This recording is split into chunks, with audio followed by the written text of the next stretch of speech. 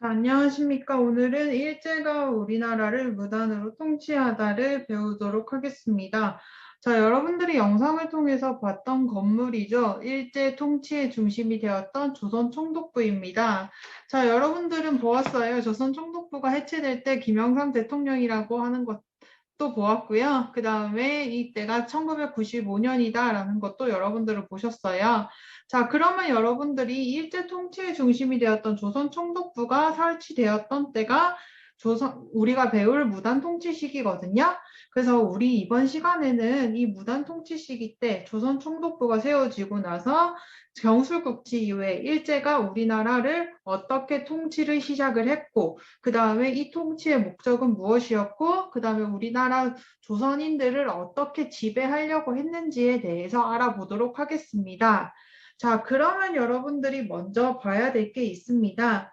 자, 이거는 일제에 의한 강압적인 무단 통치가 실시되다라는 단원 제목입니다. 선생님이 저번에 첫 시간에 설명을 드렸어요. 역사에서 단원 제목은 굉장히 중요하다라고 했던 거 기억나시죠? 이번에 같은 경우도 단원 제목이 굉장히 중요합니다. 일제에 의한 강압적인 무단 정치가 실시되다라고 되어 있어요. 그래서 여러분들 같은 경우는 무단 정치가 실시되다에다가 표시를 해두시면 좋습니다. 자, 이 무단 정치 같은 경우는 일제에 의해서 무단으로 점거되었다라고 하는 뜻이고요. 그 다음에 이 통치 방식을 가장 잘 나타내는 방식이다라는 것, 단어다라는 것 알아두시면 되겠습니다. 자, 일제가 우리나라를 통치하는 방식 같은 경우는 크게 세 가지로 나눌 수가 있는데요. 자, 이 세 가지 같은 경우는 시대에 따라서, 그 다음에 상황에 따라서 변화하게 됩니다. 그래서 제일 첫 번째 같은 경우는 경수국치 이후에 제일 첫 번째. 그래서 먼저 우리나라가 멸망하고 나서 조선인들한테 무단으로 통치하고 나서 한 가지 사상을 심어주려고 했었습니다. 그 사상이 바로 무엇이었냐면요. 너네는 우리나라의 지배를 벗어날 수가 없어라고 하는 의식을 심어주려고 해요. 왜 그럴까요? 당연히 일본 입장에서는요, 이제 조선인들이 이제 어떻게 하면 반란을 일으키면 안 되거든요. 1909년이라든지 1905년에 의병을 봤을 때도 조선인들은 계속해서 일본인들한테 도전을 하죠. 조선인들의 입장에서는 분명히 임진왜란 때라든지 임진왜란 이후에서는 일본인들이 조선인들보다 미개했었는데 그러면 우리가 해볼 만하지 않을까라고 하면서 둘이 끊임없이 부딪히는 거예요. 그러니까 일본 입장에서는 조선인들을 한번 눌러줄 필요성이 있었던 거예요. 그래서 이 1910년대 무단 통치 같은 경우는 일본인들이 조선인들을 억누르려고 너네는 독립을 할 수가 없어라고 하는 무단 통치 시기입니다. 그렇다 보니까 굉장히 공포적인 분위기가 형성이 됩니다. 일본인한테 까불면 안 돼. 너네는 죽어라고 하는 공포적인 분위기가 형성이 되고요. 그렇다 보니까 10년 동안 굉장히 무서운 분위기가 형성이 됩니다. 그러면 여러분들 한번 생각을 해볼게요. 1년 정도는 무서운 분위기가 형성이 되면 무섭게 그냥 가만히 있게 돼요. 그런데 이게 10년 동안 계속된다고 생각을 해보십시오. 그러면 어떻게 될까요? 사람들이 참고 참고 참다가 터트려져 버리게 되죠. 그게 바로 뭐였냐면 1919년에 3.1 운동이었어요.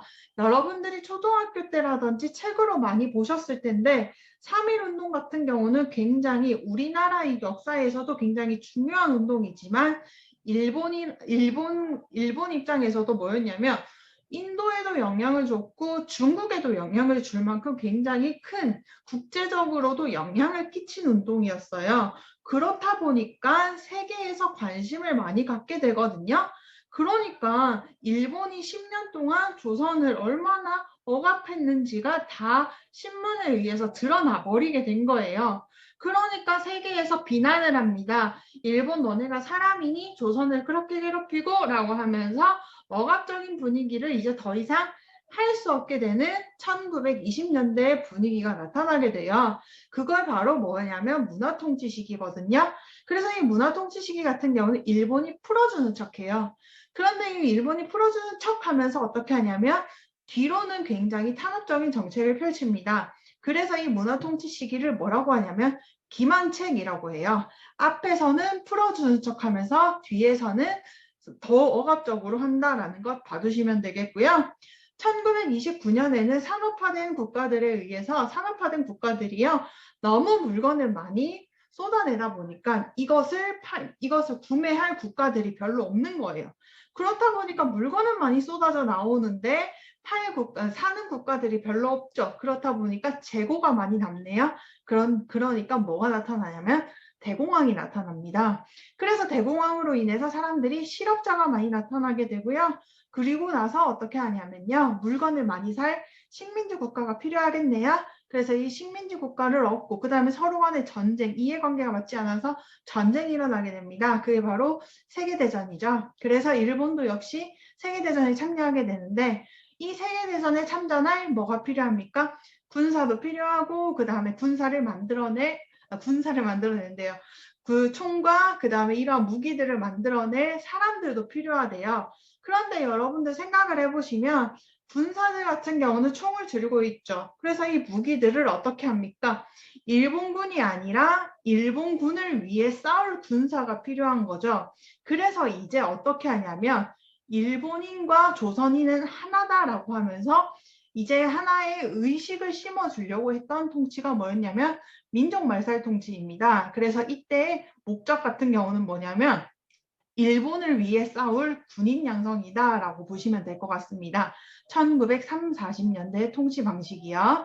그래서 이 세 개의 통치 방식을 우리가 이제부터 큰 단원으로 배워볼 텐데요.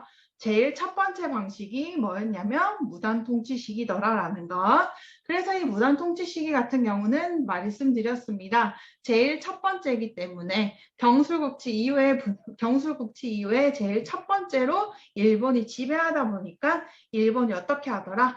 너네는 독립을 할 수가 없어 라고 하는 분위기를 형성하던 시기더라라는 것. 그 다음에 일본이 굉장히 억압적인 분위기를 형성하더라라는 것 꼭 기억을 해 두셔야 되겠습니다. 그래서 무단통치에 대해서 오늘은 배워보도록 하겠습니다. 자, 무단통치기 시기 그 사진으로 먼저 볼 텐데요. 자, 여러분들이 보셨어요. 일제통치의 중심이 되었던 조선 청독부입니다. 1995년에 폭파되었고요. 뒤에 보시면 지금은 경복궁이 넓은 대로로 해가지고 쫙 트여 있잖아요. 그런데 이때는 어떻게 되냐면 조선 총독부 건물에 가려져 있었습니다. 그래서 여기에서 억누르기 위해서 만들어졌다라는 거 우린 영상을 통해서 확인하셨어요. 그래서 이 조선 총독부 같은 경우는 일제 통치의 중심이 되었었고요. 이 조선 총독부의 제일 대장이 누구였냐면 조선 총독이더라라는 것. 조선 총독 같은 경우는 나중에 배울 텐데 조선 총독 같은 경우는 군인 출신입니다. 그렇다 보니까 유아적인 게 아니라 부드러운 사람이 아니라 굉장히 무기적이고 그 다음에 군사적이고 억압적인 분위기를 형성하더라라는 건 알아두시면 되겠습니다. 자, 그 다음에 두 번째 그림 같은 경우는 조선 태양령이에요. 선생님 이거 곤장 아니에요? 라고 물어보시면 곤장과 비슷해요. 그런데 이 곤장보다 더 아프고 그 다음에 조선인들만 때렸던 조선 태양령입니다. 그렇다 보니까 사람들이 어떻게 될까요? 많이 죽어요. 이거는 30년대 어떻게 되냐면 하루에 30년대가 아니라 하루에 30대 이상 맞지 못해요. 왜냐하면 사람이 맞다가 죽는 경우도 있기 때문에 30대 이상 맞으면 죽어요. 그래가지고 이 조선 태양령 같은 경우는 조선인들만 때리던 벌이더라라는 거. 자, 그 다음에 보시면 칼과 제복을 입고 있던 관리래요. 그럼 여러분들 생각을 해봅시다. 동사무소에 갔는데 동사무소에 갔는데 직원들이 이렇게 하고 있어요. 그 다음에 교사들도 이렇게 하고 있었거든요. 칼과 제복을 입고요. 그러면 분위기 자체가 어떨까요? 굉장히 무섭겠죠. 선생님들이 말을 안 듣는다고 칼을 꺼낼 수도 있잖아요. 그러니까 이렇게 무단 통치기 시기에는 사람들이 숨도 못 쉬는 분위기다라는 것 봐주시면 되겠습니다. 분위기 잘 기억하셔야 되겠고요. 자, 그러면 이제 무단 통치기 시기에 정치부터 먼저 보겠습니다. 자, 정치부터 먼저 볼 텐데요. 자, 총독 같은 경우는 중심기관부터 먼저 보겠습니다. 자, 중심기관 아까 봤어요. 뭐를 설치했었죠? 그렇죠. 조선 총독부를 설치했습니다. 조선 총독부요. 조금 더 두껍게. 조선 총독부를 설치하더라라는 거. 자, 그래서 이 조선 총독부가 일본이 조선을 통치하는 데 있어서 가장 중심이 되던 곳이더라라는 것 알아두시면 되겠습니다. 자, 그 다음에 조선 총독부의 제일 대장 누가 있었죠? 그렇죠. 조선 총독입니다. 그래서 총독을 임명하게 되는데, 자, 근데 이 총독 같은 경우는 뭐 출신이더라라는 것 아까 얘기 드렸습니다. 무슨 출신? 그렇죠. 군인 출신입니다. 그렇다 보니까 굉장히 억압적이에요. 그 다음에 말투도 어떻겠습니까? 굉장히 딱딱하겠죠. 그 다음에 이 사람 같은 경우는 분위기 자체가 굉장히 무서웠다고 해요. 억압적인 분위기인데 이 사람의 권한 보시면 입법, 사법, 행정, 군사의 권한을 다 갖고 있죠. 그렇다 보니까 조선을 지배하는 절대적인 권한을 갖고 있던 사람이 바로 총독이더라라는 것 알아두시면 되겠습니다. 그러면 여기서 여러분들이 헷갈리실 만한 게 조선을 국권을 침탈하기 이전과 이후로 나눌 수가 있는데요. 일본이요, 파견한 사람이요. 국권을 침탈하기 이전에 보시면 파견했던 사람이 있었어요. 그게 바로 뭐였었죠? 통감이 있었었죠. 그래서 이 통감이 있었고 그 다음에 국권 침탈 이후에는 총독을 파견했다라는 것 용어 절대로 헷갈리지 마시길 바라겠습니다. 자, 그 다음에 두 번째 정치 보겠습니다. 한국인의 모든 정치 활동을 당연히 탄압하겠죠. 그래서 언론, 신문도 함부로 쓸 수가 없었고요. 그래서 대한매일신보 같은 경우도 한번 문 닫았다가 매일신문이라고 하는 자기 일제 총독부의 관할지 친일신문으로 변절하게 됩니다. 출판, 집회, 결사. 집회 같은 경우는 우리 앞에 와서 시위하는 것, 결사 같은 경우는 모이는 것의 자유를 박탈하게 됩니다. 모든 정치 활동이 금지되더라라는 것 알아두시면 되겠습니다. 자, 경찰 같은 경우는 헌병경찰 제도를 썼대요. 자, 그러면 헌병경찰은 쉽게 말해서 헌병 플러스 경찰이라고 생각하시면 돼요. 경찰은 경찰인데 여러분들 헌병이라고 하면 군인이에요. 그러니까 군인이 경찰이다라고 생각을 하시면 되겠습니다. 두 개가 섞였다 생각하시면 돼요. 그렇다 보니까 여기에서 경찰이 칼을 들고 그 다음에 굉장히 무거운 분위기를 형성하겠죠. 근데 이 사람의 권한이 더 무섭습니다. 자, 이 사람이 무슨 권한을 갖고 있었냐면 즉결처분권을 갖고 있어요. 즉결처분권이요. 자, 그러면 지금과 뭐가 다르냐면요. 지금 같은 경우는 여러분들 생각을 해보십시오. 변론이라든지 재판이라든지 이러한 권한을 가지고 이러한 과정을 거치고 이 사람이 죄인인지 아닌지를 살피잖아요. 그런데 즉결처분이라고 하는 것은 헌병경찰이 봤을 때 네가 잘못했어라고 하면 이 사람은 죄인인 거예요.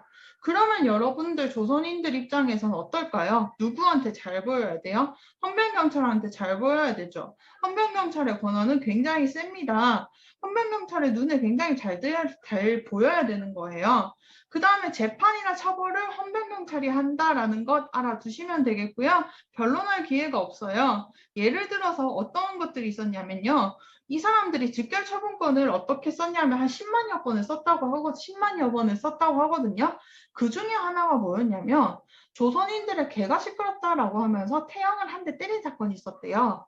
그러면 여러분들 이게 올바른 권한인가요? 라고 생각을 했을 때 올바르지가 않죠. 이 사람들이 즉결처분권을 조선인들을 뭐 할 때 썼다라는 걸 알 수가 있죠. 그렇죠. 억압했다라는 것. 조선인들의 사기라든지 분위기를 누르기 위해서 사용했다라는 것 알아두시면 되겠습니다. 자, 그 다음에 두 번째 보시면요. 자, 두 번째 같은 경우는 뭐를 썼다라는 것. 한국인만 태형을 썼다라고 하는 조선인 태형명이 있습니다. 한국인만 태형을 썼다라는 것. 인만 태형. 그래서 이러한 것들을 보시면 되겠는데 그래서 제가 이거를 관로를 왜 썼지? 두 번 썼네. 한국인만 태형령을 썼다라는 것만 봐두시면 되겠습니다. 한국인만에 강조를 해주시고 요거는 갈로 지워주시면 되겠습니다. 갈로 지워도 되겠네요. 그래서 한국인만 태형령을 썼다라는 것, 그래서 태형을 때렸다라는 것 봐두시면 되겠습니다. 그래서 헌병경찰 같은 경우는 즉결처분권 갖고 있었고 한국인만 태형령을 갖고 있었다라는 것, 한국인만 태형을 갖고 있었다라는 것 알아두시면 되겠습니다. 굉장히 억압적인 분위기 갖고 있었다라는 것. 자, 그 다음에 교육 같은 경우는 아까 얘기 드렸어요. 선생님이 제복을 입고 칼을 찼대요. 그 다음에 두 번째, 제1차 조선 교육령이 있대요. 자, 초, 중, 고로 나뉘게 되는데요. 옛날 같은 경우도 보시게 되면요. 교육입국조서라고 해서 우리 들었었죠. 고종이 발표한 거 있었잖아요. 그래서 이 교육입국조서로 인해 가지고 근대적인 교육 학제가 들어오게 되는데 초, 중, 고로요. 근데 지금과는 약간은 달라요. 그래서 지금으로 치면 초등학교는 똑같습니다. 초등학교는 초등학교, 중학교 같은 경우는 중고등학교 학제가 합쳐졌다라고 생각을 하시면 돼요. 중학교, 고등학교가요. 그래서 이때 고등학교 같은 경우는 지금의 대학교 정도라고 생각을 하시면 될 것 같고요. 자, 그래서 제1차 조선 교육령 같은 경우는 조선인은요, 무식해가지고 공부를 하면 안 된대요. 그 다음에 공부를 해도 모른대. 그렇다 보니까 조선인들을 공부를 시키려고 하지 않습니다. 왜요? 자꾸 공부를 하게 되면 사람들이 머리가 좋아지거든요. 그러니까 이 사람들이 뭘 하냐면 독립운동을 하려고 하는 거예요. 그래서 이 사람들을 이거를 막기 위해서 독립운동을 하는 걸 막기 위해서 공부를 시키지 않습니다. 그래서 학제를 낮추게 되는데요. 초등학교 6년 배울 거를 몇 년으로 낮추냐면 4년으로 낮추어요. 선생님 이거 좋은 거 아니에요? 라고 하면요. 배울 내용을 배우지 않는 거예요. 그래서 이렇게 6년에서 4년으로 낮추게 되고요. 중고등학교 때는 무슨 교육을 하냐면 실업교육을 합니다. 실업교육이요. 그래서 이 실업교육은 뭐냐면요. 우리 중고등학교 때 여러분들이 막 어려운 거 공부할 수 있잖아요. 뭐 과학을 공부한다든지 철학을 공부하고 싶잖아요. 그런 걸 할 수가 없어요.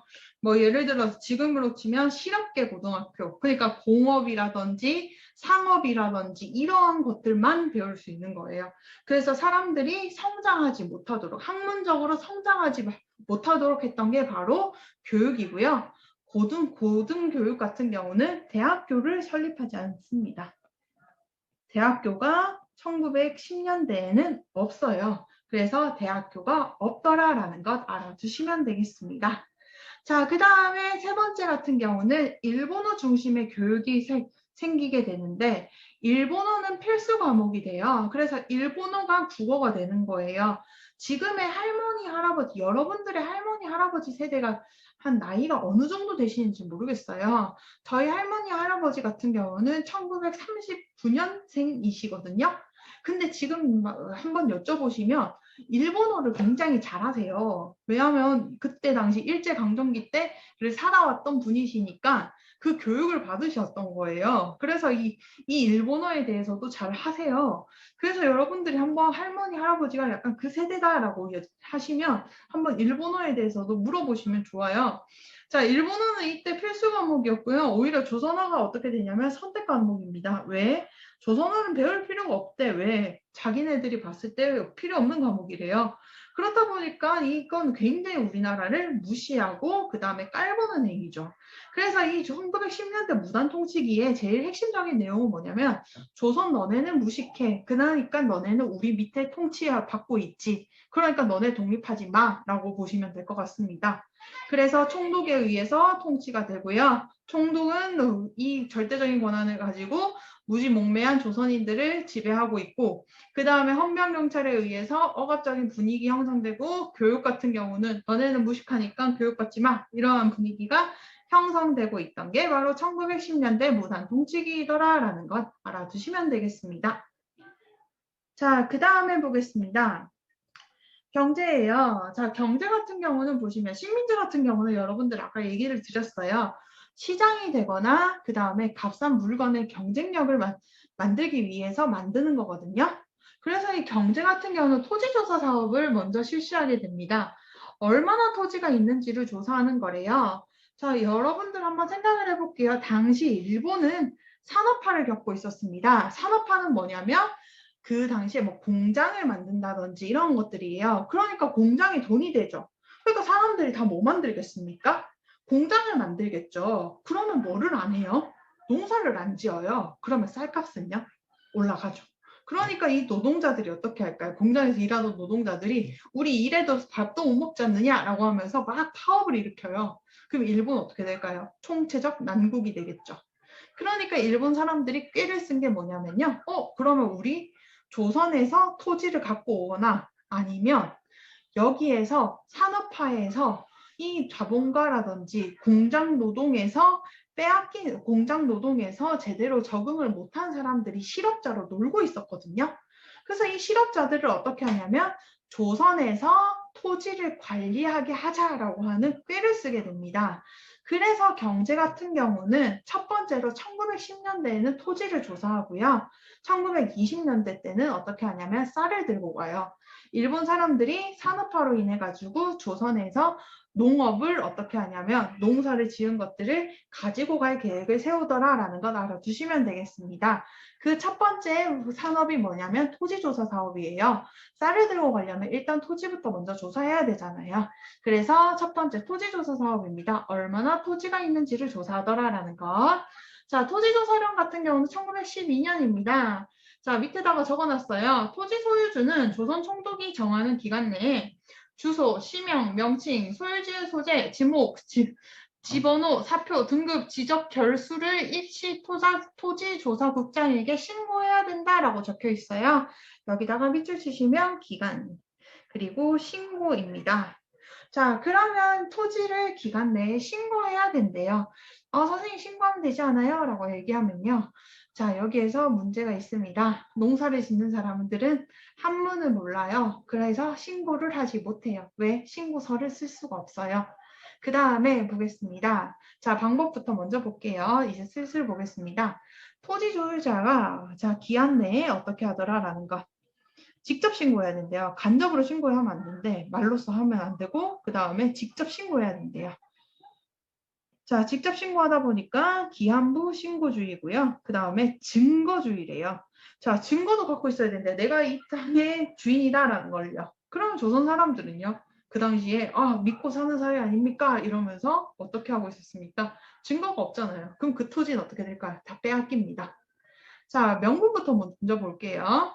자, 명분 같은 경우는 근대적인 토지 소유권을 확립한대요. 자, 지금의 동사무소 가면 토지대장 다 나오죠. 이 토지대장처럼 일본이 만들겠대요. 자, 그 다음에 지세를 공정하게 부과하겠대요. 우리 이제 신분지 없어졌으니까 토지세 공정하게 부과하겠다. 굉장히 그럴듯한 말이죠. 그런데 실제로는 어떻게 하냐면요. 실제로는 재정을 확보하게 되고요.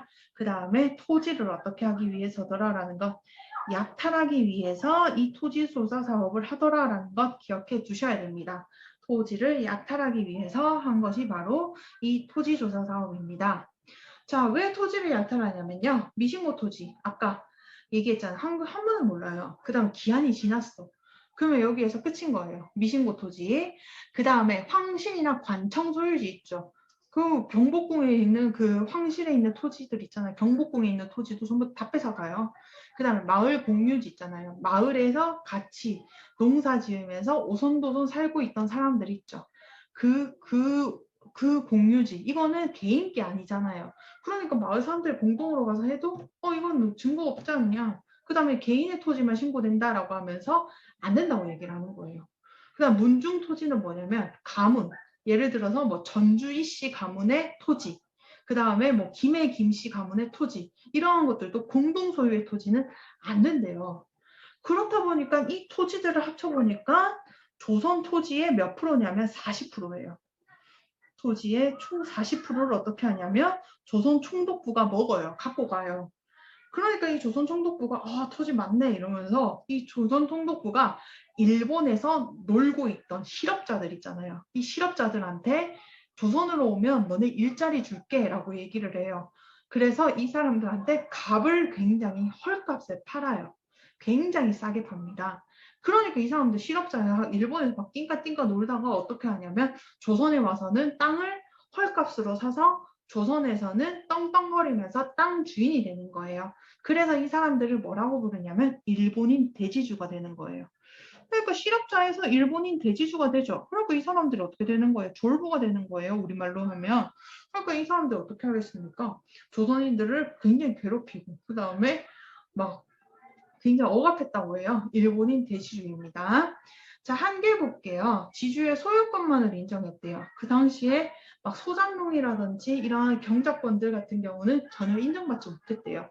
그러니까 예를 들어서 지금 막 월세를 살고 있다라고 하면 이 사람들은 월세를 살고 있잖아요. 내 보증금은? 이렇게 얘기를 하는 거예요. 그럼 보증금 어쩌라고 이렇게 되는 겁니까? 그러면 땅 집주인은 얘기하면 땅 집주인은 내가 신고만 하면 이 사람 보증금을 신경 쓰지 않아도 되는 거예요. 그러면 집주인은 좋잖아요. 그러니까 이 사람들 같은 경우는 여기에서 월세 살고 있던 사람들의 권한은 없어지는 겁니다. 그러니까 여기에서 땅을 빌려서 살던 사람들은 이 사람들의 경작권은 땅을 빌려서 농사 짓는다라는 거거든요. 이 사람들 뭐 보증금도 없고 그다음에 월세도 인정받지 못하는 거예요. 그러니까 이 사람들 어떻게 합니까? 망하죠. 그러니까 농민들이 굉장히 많이 몰락합니다. 그래서 농민들이 많이 몰락하더라라는 것. 농민들이 많이 몰락하더라라는 것 알아두시면 되겠습니다. 농민들이 많이 몰락한다라는 것. 그 다음에 만주로 그래서 만주 연해주로 이주를 굉장히 많이 하더라라는 것도 알아두시면 되겠습니다. 그래서 이 토지조사 사업 같은 경우는 얼마나 토지가 있는지를 조사하려다가 기한부 신고주의와 증거주의로 인해 가지고 개인이 이렇게 신고를 해야 되고 증거를 갖고 와야 된대요. 자, 그렇다 보니까 이 토지를 신고하지 못하죠. 그러니까 일본 애들이 다 가지고 가요. 그 다음에 공통적으로 갖고 있던 마을에서 갖고 있던 그 다음에 가문에서 갖고 있던 토지를 하나도 인정해주지 않습니다. 자, 그렇다 보니까 조선 토지의 40%를 빼앗겨 버립니다. 자, 그 다음에 여기에서 소장농이라든지 이런 사람들의 권리 하나도 인정해주지 않죠. 조선 사람들의 피해가 굉장히 막심하더라라는 것 알아두시면 되겠습니다. 그 다음에 얼마 전에 뉴스에서 나왔는데요. 토지조사 사업 때 빼앗긴 조선총독부의 소유의 토지가 동양척식주식회사라고 하는 이 회사로 넘어가서 이 사람들이 관리를 했거든요. 조선총독부 산하에 있는 동양척식주식회사요. 근데 이 동양척식주식회사의 토지가 아직도 반환이 안 됐대요. 그래가지고 막 서울 땅이라든지 그다음에 막 부산 땅이라든지 이런 곳에 어떻게 하고 있냐면 아직도 살아 숨쉬고 있대요. 정말 개탄할 일이죠. 그래서 이러한 것들을 다시 되찾아와야 되고 그 다음에 이것도 굉장히 싸워야 될 일입니다. 왜냐하면 이거는 식민지 때의 일이니까 당연히 돌려줘야 되는 게 맞잖아요. 그래서 여러분들은 이러한 일들에도 관심을 가지면 되겠습니다. 제가 이것도 링크 걸어놨으니까 한번 관심을 가지고 보시면 되겠고요. 자, 그 다음에 보시면 자, 토지조사 사업 경제 첫 번째 했고요. 자, 두 번째 회사령입니다. 자, 조선에서 회사를 설립하려면 허가를 받아야 된대요. 지금은요, 선생님이라고 하면요. 지금은 회사 설립하려면 다 신고만 하면 돼요, 거의. 그러니까 거의 100% 허가 난다고 보시면 되거든요. 회사 설립하는데. 그런데 이때 당시에는 일본 애들이 굉장히 깐깐하게 심사를 합니다. 특히나 조선 사람들이 회사 만들려고 하면 거의 다 돌아가 이렇게 하는 거예요. 왜? 조선 사람들이 뭐를 가지게 되면 돈을 가지게 되면 독립운동 자금으로 쓸 게 뻔하니까. 그래서 회사령을 하면서 조선인들을 어떻게 하냐면요. 자, 조선인들을 회사 설립을 하기 위해서